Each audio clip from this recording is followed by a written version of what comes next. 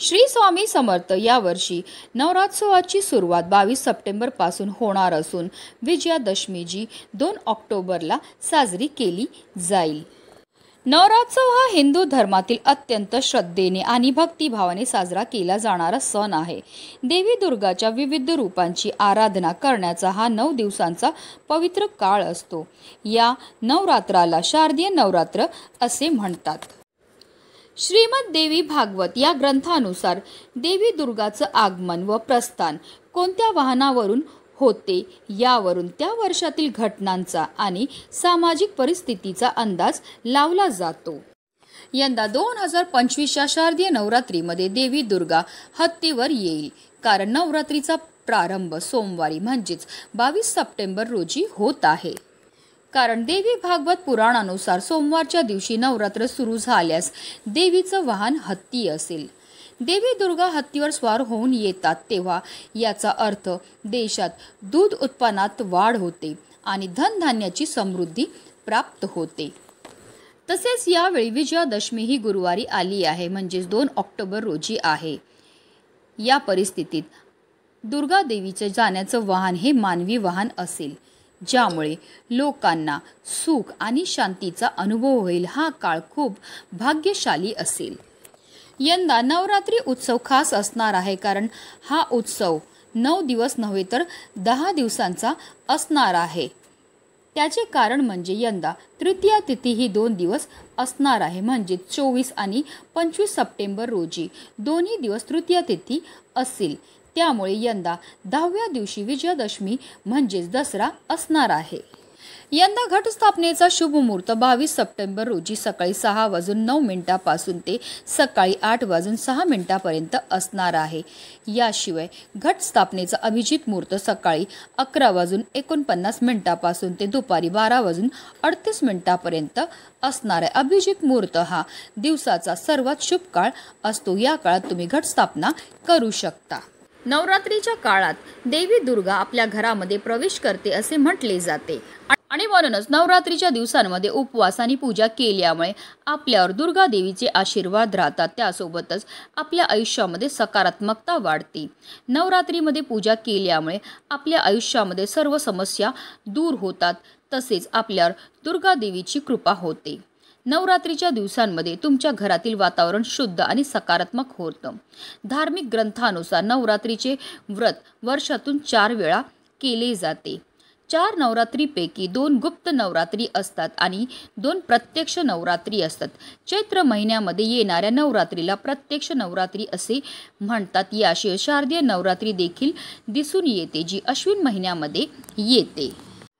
नवरात्रीच्या 9 दिवसाचे उपवास महिला किंवा पुरुष किंवा अगदी अविवाहित मुली सुद्धा नवरात्रीचे उपवास हे करत असतात।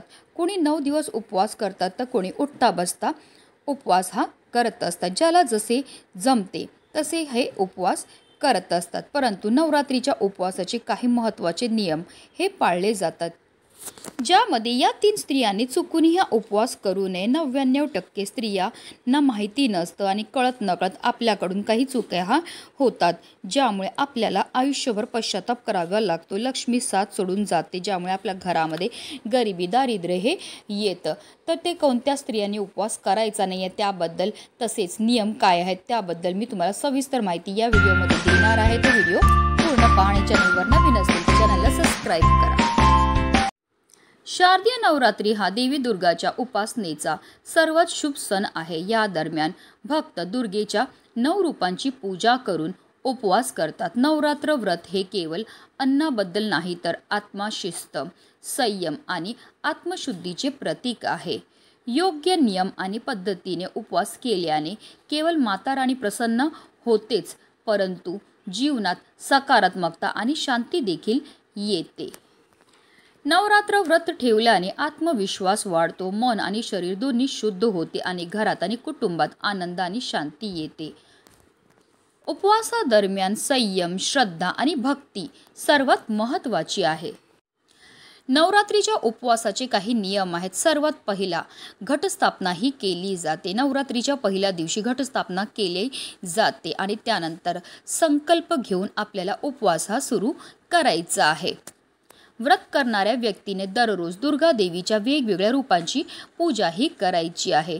नवरात्रीच्या 9 दिवसांमध्ये आपल्याला लसूण, कांदा आणि मांसाहार टाळायचं आहे, कारण या सर्व तामसी पदार्थामध्ये येतात.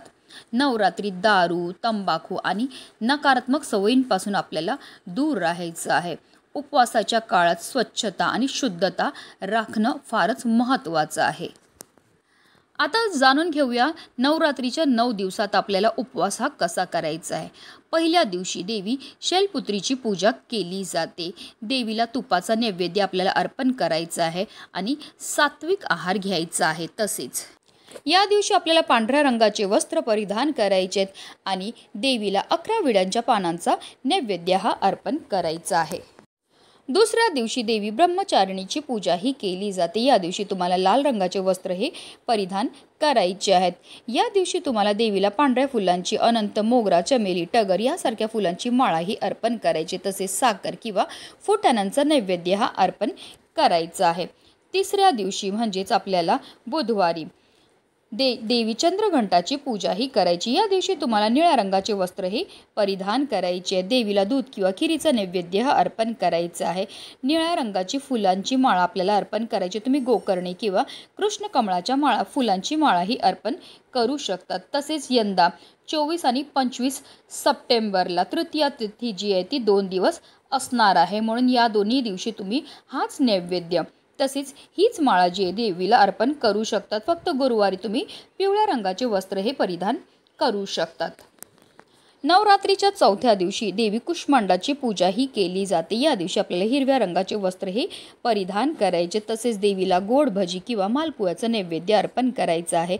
या दिवशी केशरी फुलांची किंवा भगवा फुलांची म्हणजेच अबोली, तेरडा, अशोक, मोगरा, जाई, जुई या फुलांची आपल्याला माळा ही अर्पण करायची आहे.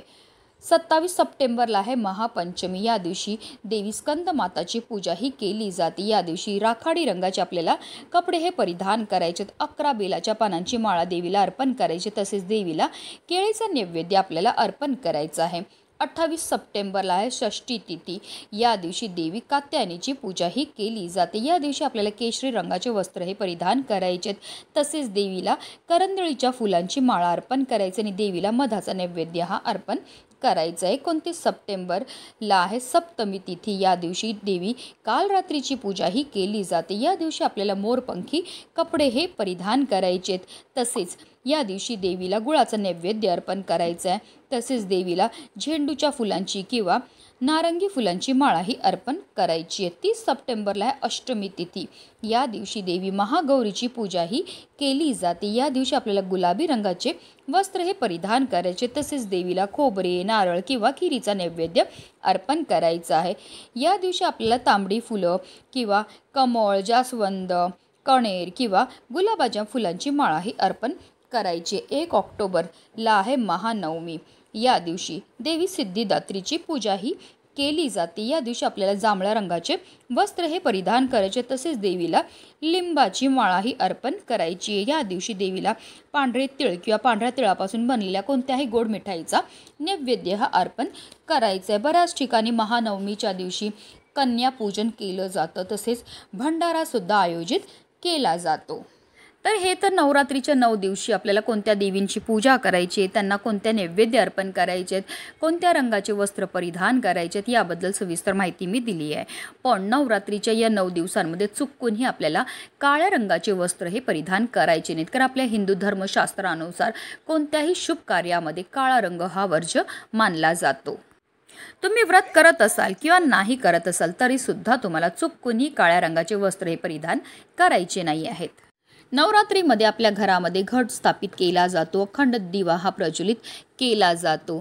तसेच नवरात्रीच्या या काळामध्ये देवी दुर्गा आपल्या घरामध्ये सूक्ष्म रूपामध्ये वास करत असते. म्हणूनच प्रयत्न करून या पवित्र दिवसांमध्ये चुकूनही आपल्या घरामध्ये कोणत्याही प्रकारची भांडणं, कलह, क्लेश होणार नाही याची तुम्हाला आवर्जून काळजीही घ्यायची आहे. आता जर तुमच्या घरामध्ये भांडणं, क्लेश, कलह होत असतील तर तुम्ही केलेल्या जे व्रत आहे, सेवा आहे, पूजा आहे त्याचं कोणतंही शुभ फळ तुम्हाला प्राप्त होणार नाही. तसेच आपल्याला नवरात्रीच्या या शुभ काळामध्ये आपल्या घराची विशेषतः स्वच्छताही ठेवायची. कुठेही जाळे जळमटे, कचरा किंवा भांडी उष्टी ठेवलेली असतील तर ती ठेवायची नाही आहेत. आपल्या घरामध्ये जेवढी तुम्ही स्वच्छता ठेवतील तेवढी तुमच्यावर माता राणी ही प्रसन्न होणार आहे. तसेच नवरात्रीच्या या काळामध्ये तुमच्या दारावर एखादा भुकेलेला प्राणी आला, गाय, कुत्रा, मांजर कोणी आलं तर त्यांना हाकलून लावू नका. तुमच्या घरामध्ये भाकरी असेल, बिस्किट असेल, जे पण असेल ते तुम्हाला आवर्जून त्यांना खायला द्यायचं आहे. तसेच नवरात्रीच्या या पवित्र काळामध्ये एखादा तुमच्या दारावर भिकारी आला, भिक्षुक आला, गोरगरीब आला किंवा एखादा गरजू आला की त्याला काही अडचण आहे, त्याला पैसे पाहिजेत किंवा काही वस्तू पाहिजे, तर आवर्जून आपल्या यथाशक्तीप्रमाणे तुमच्या क्षमतेप्रमाणे तुम्हाला जी मदत करता येईल ती नक्की करा. कारण कोणत्या रूपाने आपल्या दारामध्ये देव येऊन तुमची परीक्षा बघेल ते तुम्हाला माहिती नसतं. तसेच या नवरात्रीच्या 9 दिवसांमध्ये आपल्याला काही नियमांचं पालनसुद्धा आवर्जून करायचं, ज्यामध्ये आपल्याला आपल्या हाताची नखं कापायची नाही आहेत, केस कापायचे नाही आहेत, दाढी करायची नाही आहे. यासारख्या गोष्टी नवरात्र सुरू होण्याआधी करायच्या आहेत, अन्यथा त्याचा आपल्या जीवनावर अशुभ परिणाम होतो. नवरात्रीत चामड्याच्या वस्तूं वापर करू नये. तसेच चामड्याच्या वस्तूही विकत घेऊ नये. चामड्याच्या वस्तू अशुद्ध असतात, त्यात प्राण्यांच्या कातडीपासून बनवलेल्या असतात आणि जर आपण नवरात्रीच्या काळामध्ये चामड्याच्या वस्तू वापरल्या किंवा खरेदी केल्या तर त्यामुळे दुर्गा देवी आपल्यावर रुष्ट होते आणि आपल्या जीवनामध्ये अनेक प्रकारच्या संकटांना, समस्यांना आपल्याला सामोरं हे जावं लागू शकतं. तसेच नवरात्रीच्या या 9 दिवसांमध्ये आपल्याला चुकूनही मांसाहार करायचा नाही. मांस, मच्छी, मटण, मदिराचं सेवन हे करायचं नाही आहे. तसेच नवरात्रीमध्ये कांदा आणि लसूण खाणेसुद्धा संपूर्णपणे वर्ज्य मानलं जातं, कारण कांदा आणि लसूण हा तामसी पदार्थामध्ये येतो. तसेच नवरात्रीमध्ये लिंबाचा वापर करू नये. या काळात लिंबू कापणे हे यज्ञासारखे मानले जाते. लिंबाचे लोणचे सुद्धा खाणे आपल्याला या काळामध्ये टाळायचे आहे. तसेच नवरात्रीच्या या 9 दिवसांमध्ये आपल्या घरामध्ये घटस्थापनाही केली जाते. जर आपल्या घरातील स्त्रीला मासिक धर्म आला तर तिने त्या घटाजवळ जाऊ नये, घटाला स्पर्श करू नये किंवा त्या घटाला पाणीसुद्धा देऊ नये, कारण दुर्गा देवीला स्वच्छता ही अतिशय प्रिय. घरातील इतर सदस्याने घटाची पूजा आणि सेवाही केली तर चालणार आहे. तसेच जर तुमच्या घरी घटाची स्थापना केली जात असेल, अखंड ज्योत पेटवली जात असेल तर तुम्ही घराला कुलूप लावून बाहेर जाऊ नये. घरामध्ये किमान एक व्यक्ती तरी अवश्य असावा, जेणेकरून घटाच्या सोबत जे आपण अखंड दिवा पेटवतो तो शांत झाला नाही पाहिजे. त्यामध्ये तेल जे आपण टाकतो ते कमी झालं नाही पाहिजे. ह्याची काळजी घेण्याकरता एक व्यक्तीने आवर्जून राहायचं. आता नोकरी व्यवसायानिमित्त जर तुम्हाला जाणं अनिवार्य असेल तर प्रयत्न करून त्या दिव्यामध्ये एवढं तेल टाका की तुम्ही परत येतील तिथपर्यंत तो दिवा तो प्रज्वलित राहायला पाहिजे. तसेच जर तुम्ही नवरात्रीचे व्रत करत असाल तर दिवसा झोपणे टाळावे. तुम्हाला जमिनीवर झोपायचं आहे, बेड किंवा गादीवर अजिबात झोपायचं नाही आहे. तसेच नवरात्रीच्या काळामध्ये आपल्याला ब्रह्मचर्याचं पालन करायचं आहे, मोठ्यांचा अपमान करायचा नाही आहे. तसेच कोणत्याही स्त्रीचा सुद्धा आपल्याला अपमान हा करायचा नाही, कारण नवरात्र हे नवदुर्गेच्या 9 रूपांची पूजा करण्याचा सण आहे. अर्थात काय तर मातृशक्तीचा एक उत्सव आहे आणि म्हणूनच आपल्याला कोणत्याही स्त्रीचा अपमान हा करायचा नाही. असं तर कधीही करायचा नाही आहे, पण विशेषतः तुम्हाला नवरात्रीमध्ये आवर्जून काळजीही घ्यायची आहे. तसेच आपण महानवमीच्या दिवशी आवर्जून कन्यापूजन हे करत असतो, त्यांची पूजा करतो, त्यांना भेटवस्तू देत असतो. पण यामध्ये आपल्याला 1 ते 9 वर्षापर्यंतच्या ज्या कन्या असतील त्यांनाच बोलवून मानपान हा करायचा आहे. त्यापेक्षा मोठ्या मुली असतील तर त्यांना आपल्याला बोलवायचं नाही आहे, कारण ज्या मुलींना मासिक धर्म येत नाही त्यांनाच कुमारिका म्हणून पूजलं जातं. एकदा मुलींना मासिक धर्म आला की त्यानंतर त्यांची कन्यापूजनामध्ये पूजाही केली जात नाही. आता जाणून घेऊया त्या कोणत्या 3 स्त्री आहेत ज्यांनी चुकूनही नवरात्रीचा उपवास हा करत नाही. त्यामध्ये सगळ्यात पहिली स्त्री म्हणजे जी कायम दुसऱ्यांच्याबद्दल वाईट चिंतत असते, जिच्या मनामध्ये खूप जळाऊ वृत्ती असते दुसऱ्या महिलांची किंवा दुसऱ्यांचे प्रगती झाली तर तिला पाहवत नसेल, तर अशा स्त्रीने चुकूनही नवरात्रीचं व्रत हे करावं नाही. कारण जर तिने हे व्रत केलं जरी तरी तिला केलेल्या व्रताचं कोणतंही शुभ फळ प्राप्त होत नाही. कारण नवरात्रीच्या व्रतामध्ये शुद्धता मनाची तसेच तनाची अतिशय गरजेची आहे. तसेच जर एखादी स्त्री दीर्घकाळापासून आजारी असेल तर त्या स्त्रीने सुद्धा चुकूनही नवरात्रीचं व्रत हे करायचं नाही, कारण या व्रतामध्ये फारच नियमांचं आपल्याला पालन हे करायचं असतं. तसेच एखादी स्त्री जी गर्भवती असेल तिने सुद्धा चुकूनही नवरात्रीचं व्रत हे करू नये, कारण तिला पोषणाची गरजही असते. आता तुम्हाला काही कारणास्तव व्रत करणं शक्य नसेल तरीसुद्धा तुम्ही दुर्गा मातेचं नामस्मरण करू शकतात. शुद्ध मनाने केलेल्या पूजेचं नेहमी देवी स्वीकार हे करत असते. तसे जर काही कारणास्तव तुम्हाला मासिक धर्म असेल तर तुम्ही नवरात्रीचं व्रत हे करू शकता, फक्त तुम्हाला पूजाही करता येणार नाही. तर हे तर काही नियम आहेत, तसेच पूजा पद्धती आहेत ज्या आवर्जून आपल्याला नवरात्रीच्या व्रतामध्ये पाळायच्या आहेत. कारण कळत नकळत जर आपल्याकडनं काही चुका झाल्या तर त्यामुळे आपल्या आयुष्यामध्ये अनेक प्रकारच्या संकटांना सामोरं आपल्याला जावं लागू शकतं. म्हणूनच व्हिडिओ जास्तीत जास्त लोकांपर्यंत शेअर करा, जेणेकरून प्रत्येकाच्या आयुष्याचं कल्याण हो हीच मनामध्ये इच्छा. श्री स्वामी समर्थ. जय जय स्वामी समर्थ.